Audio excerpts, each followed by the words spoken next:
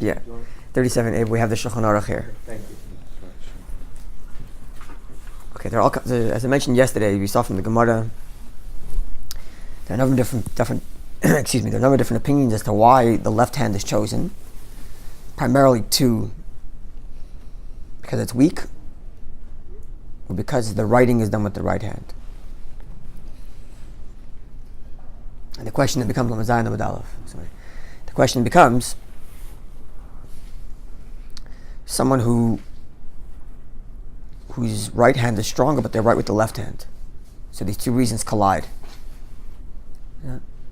So Tosfos says, as we saw yesterday, that we should compare this person to what the Gemara says later, someone who shalit b'shtei yadav, who has control over both his hands, ambidextrous.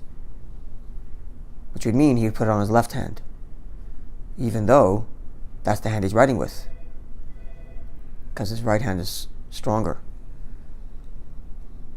But Tosfos is taking both of these reasons equally. The reason of weaker hand and the reason of comparing it to the writing. And if you combine those two, so someone has a stronger right hand but writes with the left, then he has both reasons to put on both hands competing equally with each other. And if that's the case, he says that we're going to compare it to someone who is ambidextrous and therefore would put it on his left hand, which is what the Gemara concluded yesterday. Yeah? Because he says two competing reasons, right? You can, sorry? I think Freddie Tansky actually is like that. Oh, really? Yeah. I think his stronger hand is his left, but he writes with his right. That's the reverse. Yeah. Which is another question. And he puts his tefillin on his left hand, I believe. Does he write with his left at all, or not at all? Because that would also change it. No, I think just writes with his right. It's interesting to note, for example, if I'm holding a Torah, I'm holding anything heavy, I hold it in my left hand. But for writing, I write with my right hand. That could be a shoulder thing. Like if you were to throw a ball, which hand would you use? My right hand. Then the right hand would be stronger. Heavy, I'll carry it on my left side. That's interesting. That could be a shoulder or good morning. Good morning. Good morning. Glad you're here, Yosef. My camera, yeah, thank you. Okay, so that was Tosfos. But I wanted to point out something. So first of all, Tosfos sees it as, sees these two competing issues as indeed competing. That is to say, the reason of weaker hand and the reason of writing has as competing issues. He sees them as two competing reasons. Meaning, if you, as an individual, were to write with your left hand, right? And your left hand was stronger. In Tosfos, you would clearly put on tefillin with your right hand. You would place the tefillin on your right. Place it tefillin on your right hand. Place it. Yes. I'm sorry. Put it on, not with your right hand, but put it on your right hand. That's correct. Sorry. Right. However, however, if you look at Rashi, which is something, it just, I'm throwing in another issue to show you how complex the issue becomes. If you look at Rashi where he says, Aksiva biyamin. It's the third line on the top right.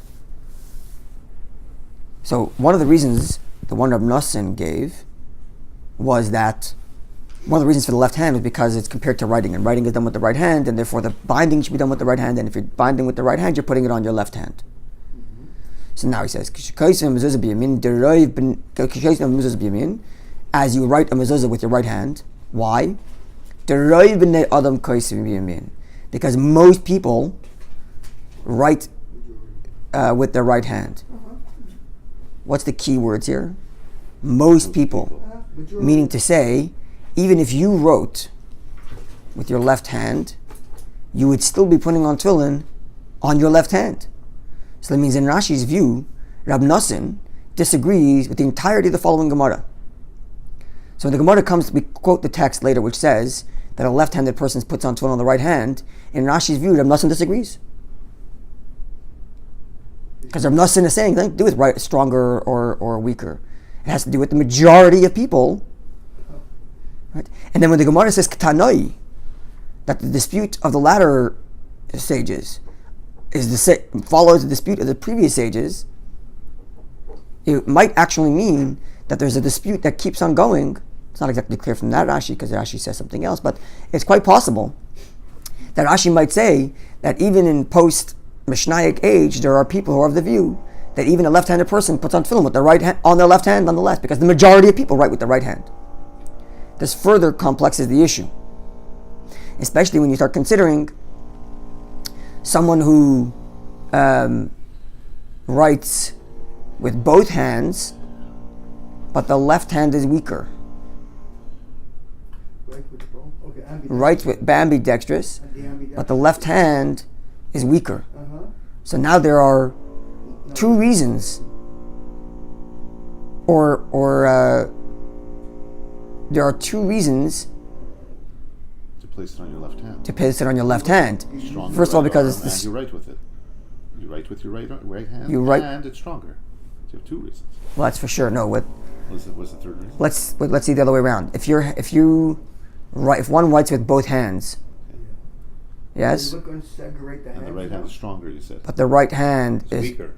if the right hand is weaker, Oh, you said weaker. Okay, that's the right hand is weaker. Now you would have a conflict. Yeah, that's a Now you have a conflict, even in Rashi's view, and you have a conflict in everybody's view. Yeah. Right, when Tosfos says, for example, that if someone's right hand is stronger but they right with the left hand, and he sees that as someone he says that the same thing as ambidextrous, what if this person writes with both hands? Right, so all these things become more complicated. So let's look at the Alter Shulchan Aruch there.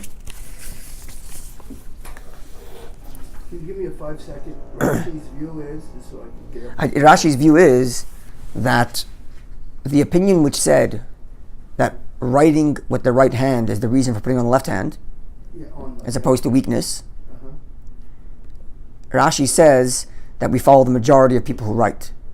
Meaning to say, even if you as an individual write with your left hand, because the majority of people write with the right hand, you would still be putting on tefillin on your left hand, even though that's your weaker hand and that's the one you write with. Right? So, in Rashi's view, Rabbi Nosson is saying universally everybody's on the left hand, no matter what your individual preference in writing or nature in writing is. Which further compounds the complexity of the situation. That's correct. That's right. Actually, that's what I understand. It goes by the majority, go by actual hand. Sorry? That's Russia's opinion. Yes. Yeah, others will hold differently. Yes. Yeah, yeah. There's a Rosh, there's a Ruah. Yeah, because It's very complicated, but it could be interpreted meaning it goes to the person. but the point is that there But I agree. I'll tell you what the problem is, because there is a machlokes in Rishonim in the post Gemara scholars as to which one is the reason for putting on the left hand, because it's weaker or because you write with the right hand. Now, given the fact that in Rashi's view, according to the one who says by the writing. by the writing, that's a universal issue, Universal, right. you have an extra reason to push it to the left hand, even if Even if you write. number one, because you might be following the issue of weaker, and number two, because you might follow the issue of majority of writing. It adds, when you're trying to find majority opinion on one side, you can throw the weight on the side. Tzemach Tzedek does something like that, which we'll talk about shortly. Could you just remind, what's the rationale for the writing being so important in this? Because the verse compares writing to placing. So the same way you write, the same way you place. So you write with the right hand, you place with the right hand. Thus placing it on the left hand. Because in the same verse it describes the writing of the tefillin and the writing of the mezuzah and the placement of the The next tefillin. verse, actually. The same paragraph, the next verse. It's in the next verse, yeah. Yeah. But it's a follow. It's an oud. There's an al. There's a vav which connects the two verses. The other point is that actually the mitzvah, this is not writing mitzvah, the mitzvah is putting it on. But the verse says writing. Since it emphasizes writing, then there's some kind of hint for tefillin as well. Which hand you put it on. Because actually, mitzvah is not writing mitzvah. It's to put it on, yeah. Yeah, it says to write it. Rabbi, what about So why mention the writing? So it means Sorry? something to do when with their the heart hand. is on the when their heart is on the right side rather than the left side? I didn't know that was in. I don't know. It's very interesting. I know two people now. Wow. Yeah. In the same family. Who have their hearts on They the. have hearts on the right side rather than the left side. Wow. While that's We're, Wow.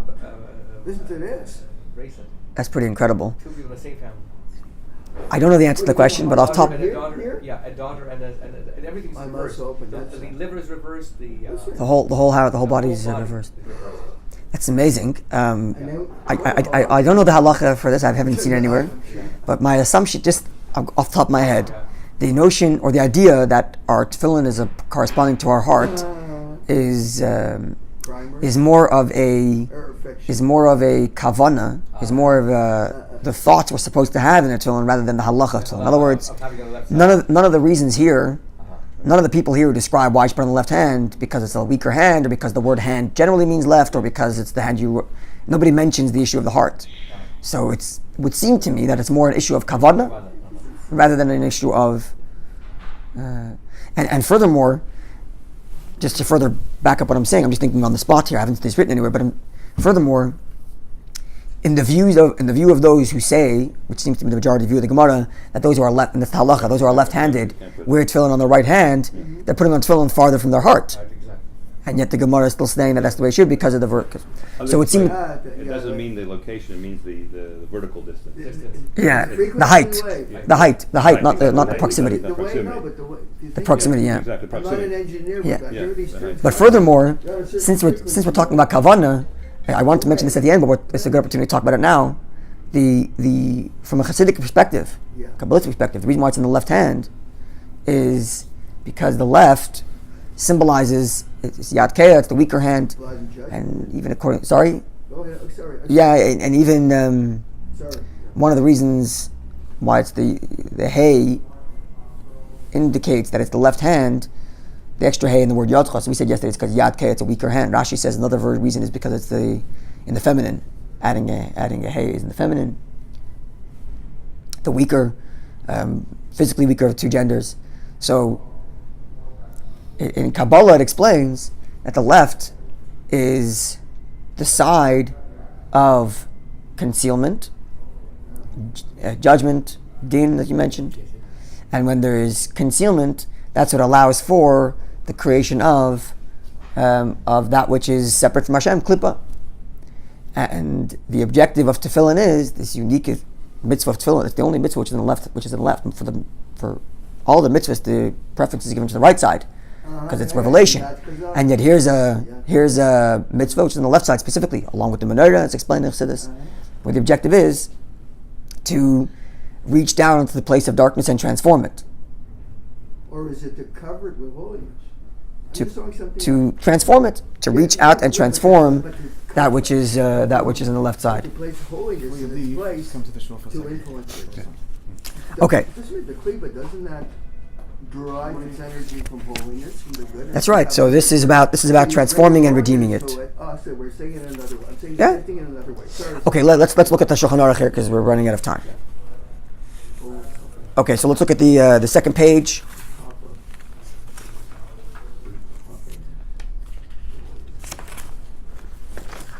He does.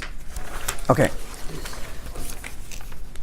So he mentions at the beginning that the tefillin have to be done on the left hand, and the Alter Rebbe actually mentions only the reason of the weaker hand. Doesn't say that it's because it's the feminine. He just says Yad Kea, weaker hand. Doesn't mention the issue of writing. Just says Yad Kea, because it's the weaker hand, which is interesting to note. Instead of bringing both reasons. And then number 3 says like this: a person whose left arm is amputated above the biceps is not obligated to fill in on his right arm at all. This is also an issue, and it comes from our Gemara, where the Gemara says, right? The Gemara raises a dispute between Achedim and the others about whether or not the word Yadcha excludes Gidim, meaning someone only has the bicep, missing the rest of the hand, and thus that's included. But if a person doesn't have that, it would seem like no tefillin are required at all, at least according to the way many understand the Gemara. If, however, he is amputated below the biceps, some authorities maintain that he's obligated to wear the arm tefillin on the biceps of his left arm, whereas the Magen Avram rules that he should wear it on his right arm. And this is because the Gemara later, tomorrow, will talk about how the location of the tefillin is derived from the fact that it has to be above the hand, implying that you have to have a hand on the arm that you're placing the tefillin. Al yadecha, above your hand. We'll talk about this tomorrow. So if it's above your hand, then you have to have a hand below. So combine these two Gemaras, where the Gemara here says that only someone who has a bicep is required to wear tefillin. If no bicep, there's no tefillin. But you still need to cover the opinion which says, or cover the Gemara which says that it's above the hand. So instead of putting it on your left hand, you put it on the right hand. But the left hand's bicep is what tells you to wear it on your right hand. And the Magen Avraham. It's a kind of interesting combination of two different elements. Other authorities maintain that the Torah's commandment to place tefillin on the arm, to place the arm tefillin al yadecha, literally above your hand, implies a person somewhere above the hand, a position somewhat above the hand, i.e. the biceps. Accordingly, this commandment not apply to a person lacking a hand, even the left one. He's exempt from putting on arm tefillin at all. Meaning, in this view, if a person was amputated from the elbow down on the left side, no tefillin required. Never mind, not on the left hand or not on the right hand, just none at all. So you can see here a few different views. One view which says it was amputated from the elbow down, no tefillin at all, at least not required. Another opinion which says to put it on the left bicep, even though there's no elbow. Another opinion which says to put it on the right hand. Three different opinions. So with regard to the actual practice, one should be stringent concerning a question of scriptural law, and therefore the person should therefore put on the arm tefillin without reciting a blessing over it. On which arm? On which arm? That is a good question.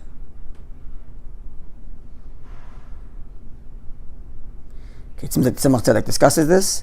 Because there's two opinions on which arm. On which arm? Yeah. I'm going to say the left arm. Even though it's amputated from the elbow down, put it on the left arm anyway. Without a bracha. Without a bracha, yes. Makes sense, because if you put it on the right arm, which is a full arm at hand, Yeah. you would make a bracha, I guess. Because Would you make a bracha? Yeah, I would guess that's why he... Not so simple either. We're going to get that in the Rebbe's letter in a moment. But we'll see. Okay, then the next page, we're skipping a couple of halachas. We get to halacha 9. A left-handed person performs all his tasks. If a left-handed person performs all his tasks with his left hand, he should place the arm tefillin on the arm which is left for him, which is the right arm for other men. I.e., he should place tefillin on his right arm. Okay, so he's writing and doing all activities. This everybody agrees with, at least, except for Rashi's version of Ibn Nosson. Everybody agrees that if a person's completely left-handed, he puts tefillin on the right hand. Moreover, even if he does everything with his right hand, but he writes with his left hand, he should put the arm tefillin on the arm which is left for him, i.e., his right arm. Right? This is in accordance with the Alter Rebbe's opening words.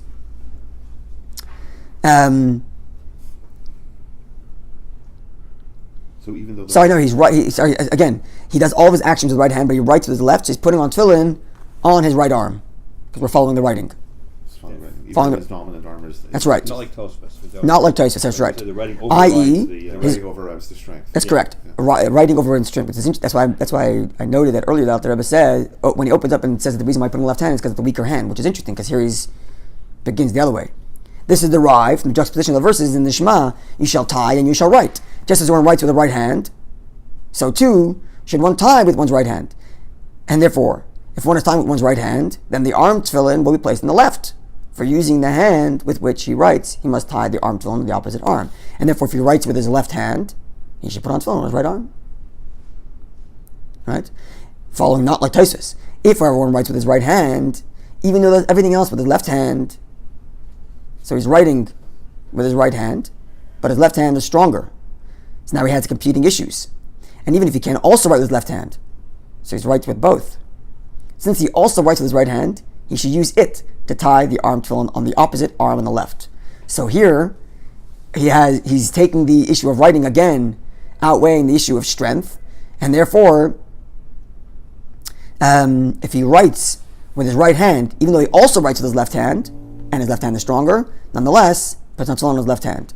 Needless to say, if he uses both hands equally well, he should place the arm tefillin on his left hand. However, for whatever reason, and this is very interesting, the reality is that the Tzemach Tzedek, where is it? Tess. Yeah, the Tzemach Tzedek, the Alter Rebbe's grandson, writes a long pilpul on this discussion, citing some of the issues we raised with respect to Rashi and Tosfos and all the rest of that, and says and concludes the reverse. that he should put it, that if he writes with both. if he does everything with his right hand, but he writes with his left, he should put on tefillin on his left, taking the issue of, no, right, so the Alter Rebbe wrote that you should put it on your right hand because your writing outweighs. Right? The Alter Rebbe in the Shulchan Aruch said that writing outweighs strength. Right? The Tzemach Tzedek says the reverse. That you should put on tefillin on your left hand, even though that's the hand you write with. Number one, because it's your weaker hand. And number two, because like Rashi said, we follow the majority of writing. So in other words, the Alter Rebbe says we go with your individual writing outweighs the strength. Your individual writing outweighs the strength. And therefore if you write with your left hand, even though your right hand is stronger, put on tefillin on your right hand. And even though you write also with your right hand, he said. Alter Rebbe, I think. No.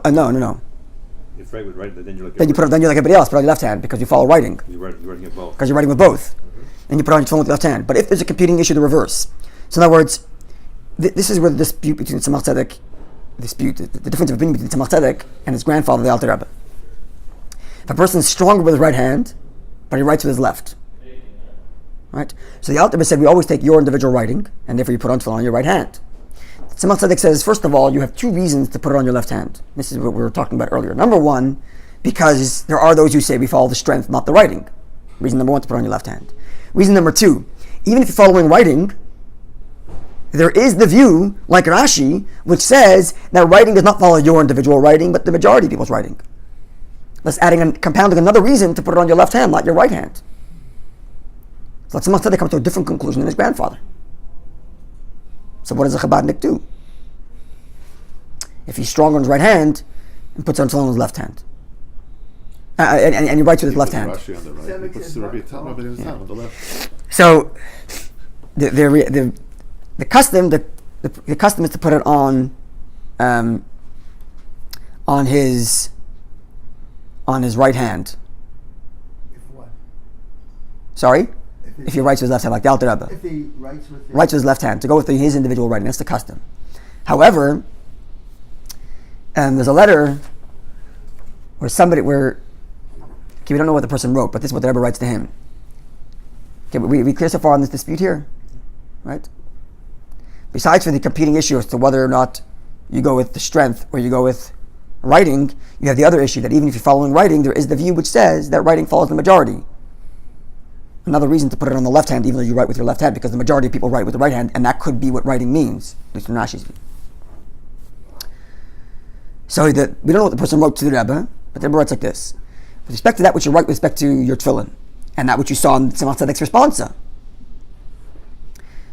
So it's clear that with respect to your question about whether or not you have to make a second bracha, when you're putting it on your left hand, when you're putting it on your other hand after your prayer, that Tzemach Tzedek writes that one who wants to be stringent should put on tefillin on both hands. She should daven with his tefillin on, I feel this right, but daven with his tefillin on his, doesn't say which one's what. You mean when there's a When he's left-handed, He writes with his left hand, but it's stronger but he's on the right hand, so he puts on tefillin with his left hand, Yeah. on his left hand, or maybe put on tefillin on his right hand. I'm not sure. But let's say put on tefillin on his right hand, following the Alter Rebbe, where the writing is a primary. But then after davening, he puts on tefillin on his other hand because he wants to cover the Tzemach Tzedek's view. Without a bracha. So he's asking the Rebbe about writing a tefillin, saying another bracha. So the Rebbe says, for sure not, because safek bracha is laka. When you're in doubt, you don't make a bracha, even though you're putting on tefillin both. Now, says the Rebbe like this interesting thing. The question is the other way around. Your question should have been the other way around. Should you even make a bracha the first time? make a bracha? Because maybe you're doing it wrong. Going back. In other words, if you're following out Rebbe's view and you're following your writing, which you're writing from the left hand, if you're putting on tefillin on your right hand, on your right arm, okay, so you're making a bracha. There's no doubt. This is your following the opinion. But if you're acknowledging there's a doubt, because you might be following the Tzemach Tzedek, which you put on the other hand, then who says you make a bracha the first time? In other words, you're asking about making the bracha a second time when you put it on because you want to cover your bases. Your question should be the other way around. Maybe you should make a bracha the first time. And if the Rebbe says, certainly, when you make your bracha the first time, you have intention that later you're going to be putting on tefillin on the other hand. And therefore your bracha is covering both. If you put it, say the bracha at the beginning. Sorry? You can say the bracha at the beginning and Have in mind the second time. Actually, Because you might do the other way. No, because you are going to do the other way because of the other opinion. Right? Then it writes like this, and this is an interesting thing. This statement till now is clear in and of itself, that someone who's going to follow both views has to have in mind when the first bracha is covering the second bracha. Okay. Now, with respect to the very matter, how you should put on tefillin, says the Rebbe, the details are not clear in your letter, and therefore present your details to a competent rabbi, and he'll instruct you. So, in other words, that's why I said it's not clear to know what the person wrote. But one thing is clear. The Rebbe is making it clear that if you are going to follow both opinions and put on tefillin in both hands, you should put on tefillin, make bracha, and have in mind the other way. And here you see this interesting. It's an interesting thing. It's rare, but it happens with the Alter Rebbe and his grandson. Some they come to a different conclusion. This is one of the classic examples. But again, what the details of his story is, the Rebbe says, I'm not sure what your details are. So how you should actually put on, I don't know, and I'll leave it to you. It's like Rashi Rabbi Menachot, having a Yeah, not agree. but I should conclude that the Shulchan Aruch itself, who says that a person who is ambidextrous puts on tefillin on his left hand, but if he writes with his right, and all of his actions on his left is stronger, but he writes with the right, or the reverse, he writes with his right hand, and but his left hand is stronger, or he writes with the left hand, his right hand is stronger. Either way, he equalizes them, and says, put on tefillin on the. He said, brings both opinions. One opinion which says that the strength is the primary issue, and one opinion which says the writing is the primary issue, right? But the rule is that whenever the Shulchan Aruch, the Magen Avram, brings two opinions, you follow the second one. And the second one is that the writing is a primary, and the Ramah writes, Hachinog, this is our custom. And that's not to conclude here, that the writing is primary. The only issue becomes when your left hand is writing. When your right hand is stronger, and that's when the Tzemach raises the issue, that even if the writing is of primary importance, perhaps you're following the Rashi, where the writing follows the majority of writing and not your individual writing. So that's the only time there's an issue. In other words, if it were the reverse, if you were writing with your right hand and your left hand was stronger, you would have an equal reason to go both ways. You don't have Rashi's extra thing that the majority of writing is with the right hand. Your hand is writing, you're writing with the right hand anyway, right? So it's just equal competing. It's only when it's the reverse where you have equal competing plus Rashi's view that the writing issue might be the majority of people as opposed to your individual writing. And that's when you have this letter here that if you're going to put on both, have in mind the first time that your bracha goes in the second one because you're acknowledging there's a doubt here. Have you ever seen that? And if you put on two sets of I have one friend who does this, yes. If you put on two sets of tefillin, you have to put on. Oh, that's a good point. So 4 times you're putting on tefillin. where did I see this? The Yalkut Joseph,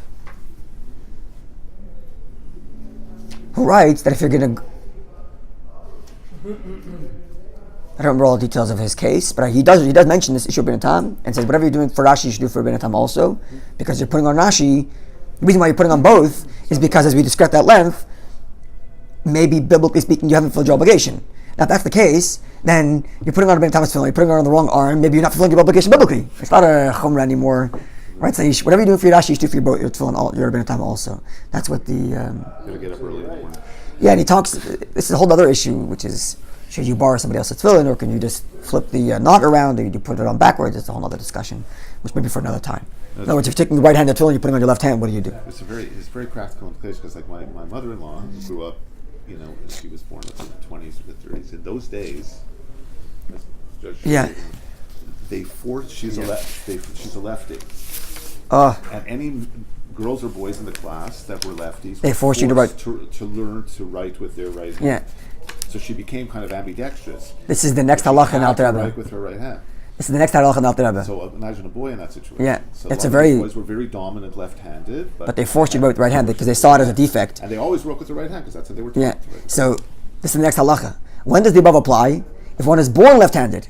If, however, he is born right-handed and in the course of time accustomed himself to write with his left hand, but does everything else with his right, He's not considered as left-handed. In other words, out there, but just finished saying that that writing is a primary. That's only if you're naturally writing that way. If you're forcing yourself to write with your right hand, then we don't consider you ambidextrous, and therefore instead he should put on tefillin on his left arm, for this is his weaker hand, and even though he's forcing himself to write with the other hand. If, however, he trained himself to do everything with his left hand, including writing and strength, he should put on tefillin on his right hand because this is the weaker hand. So if he forces everything, then it switches. If you're forcing halfway, then it stays the way it was when you were born. Only the writing, then you... That's right. In other words, if you're forcing only part of it, then it stays the way it was when you were born. But if it's forcing everything, then it switches. You can actually force yourself to be ambidextrous. Sure. Practice enough and you'll get it. All right. Have a wonderful day, everybody. All the very best.